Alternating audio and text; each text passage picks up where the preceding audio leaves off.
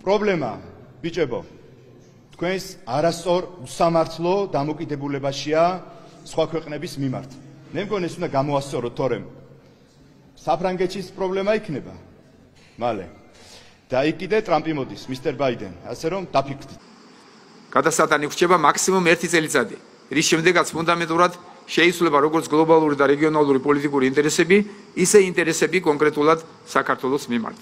უკრაინაში მიმდინარე ომი ყველაზე გვიან 1 წელიწადში დასრულდება, ხოლო თუ ამერიკის საპრეზიდენტო არჩევნებში რესპუბლიკელები გაიმარჯვებენ, ომი იანვარშიც კი შეიძლება დასრულდეს. შესაბამისად, თავარი ეს მცირე დროც მოვიგოთ და როგორც კი ომი დასრულდება, ამერიკასთან და ევროპასთან ყველა გაუგებრობა და უყოვნებლივ წარსულს ჩაბარდება და საქართველოს გლობალური პოლიტიკის მოთამაშეებისთვის სრულიად განსხვავებული ინტერესის საგანი გახდება. ჩვენ დავალოდებით, რა თქმა უნდა, 20 იანვარს ახალი პრეზიდენტის ინაუგურაციას ამერიკის შეერთებულ შტატებში და იმედი გვაქვს, რომ ეს ფაქტი თვისებრივად შეცვლის ურთიერთობებს საქართველოსა და ამერიკის შეერთებულ შტატებს შორის და ასევე საქართველოსა და ევროკავშირს შორის. ჩვენთვის მთავარია ტრამპის ადმინისტრაცია. ეს არის მთავარი. დანარჩენი ყველაფერი არის მეორეხარისხოვანი, როგორც სიტყვის ტრამპი იქნება ისე. აი ეს გაუგებრობები, რაც ჰქონდა ჩვენ ამ ბაიდენის ადმინისტრაციასთან წარსულს ჩაბარდება და ჩვენ დავიწყებთ გადატვირთვის პოლიტიკას და ზუსტად ვიცით, რომ იგივე ნაბიჯებს დაიწყებს ევროპაც. იმიტომ რომ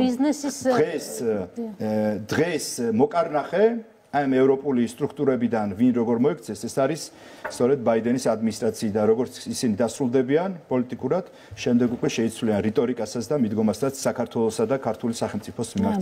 საკეთებს მოქმედი ადმინისტრაცია, ის აუცილებლად არ გაგრძელდება ახალი ადმინისტრაციის პირობებში.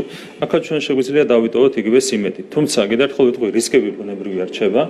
შეძლებს თუ არა დონალდ ტრამპი დიპ სტეიტის დამარცხებას და არაფორმალური გავლენების დამარცხებას, ეს გამოჩნდება უკვე 20 იანვრის შემდეგ. დავალოდოთ მოვლენების განვითარებაში. ჩვენ არც უიმედოდ უნდა ვიყოთ და არც ზედმეტი იმედები უნდა დავამყაროთ 20 იანვრის შემდეგ პერიოდზე და რატომ?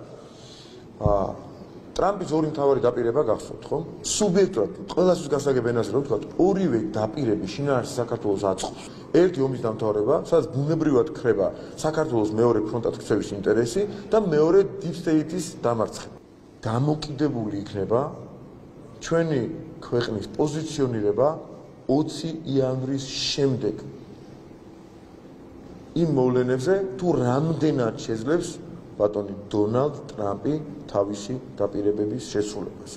ტრამპი აირჩია ამერიკის მოსახლეობის უმრავლესობა და ის რა თქმა უნდა გაატარებს ამერიკის ინტერესს. ისევე როგორც ჩვენ უნდა გავატაროთ ჩვენი ქვეყნის ინტერესი. ჩვენ გასაკეთებელს აქ ვერც ტრამპი ვერ გააკეთებს და ვერც რომელიმე ევროპული ქვეყნის წარმომადგენელი.